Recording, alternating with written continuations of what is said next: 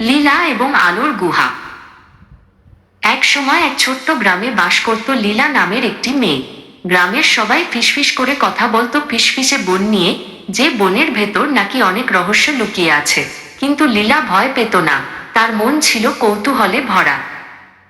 একদিন সকালে লীলা তার সাহসের ঝুলি নিয়ে বনের ভেতরে ঢুকে পড়ল।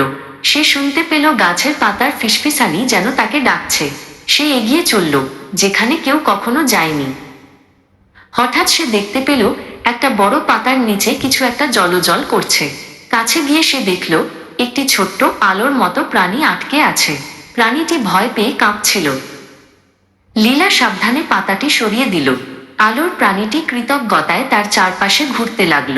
প্রাণীটি তার ভাষায় কিছু বলল, যা লীলা বুঝতে পারল না, কিন্তু তার চোখ দেখে সে বুঝল যে এটি পথ হারিয়ে ফেলেছে। লীলা প্রাণীটির নাম দিল আলোক। আলোক তার ছোট্ট শরীর দিয়ে একটি পথের দিকে ইঙ্গিত করল, যেন তাকে অনুসরণ করতে বলছে। লীলা বুঝতে পারল আলোক তাকে তার বাড়ি ফিরিয়ে নিয়ে যেতে চায়। তারা দুজন এক বিশাল পাথরের গুহার সামনে এসে দাঁড়াল। গুহা থেকে এক স্ফটিকের মতো আলো ঠিকরে বের হচ্ছিল। লীলা অবাক হয়ে গুহার ভেতরে তাকাল। গুহার ভেতরে ছিল এক জাদুর রাজ্য।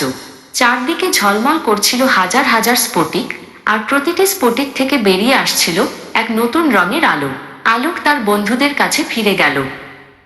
লীলা বুঝতে পারল গ্রামবাসী যে বনকে ভয় পায় তা আসলে ভয়ের নয়, বরং সৌন্দর্যের এক জাদুকরী রাজ্য।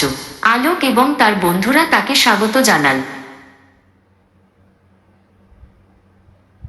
লীলা তার নতুন বন্ধুদের কাছ থেকে বিদায় নিল। সে তাদের কথা দিল যে সে আবার আসবে।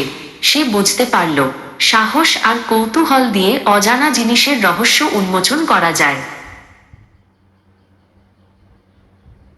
লীলা যখন গ্রামে ফিরে এল, তখন তার মুখে ছিল এক নতুন হাসি।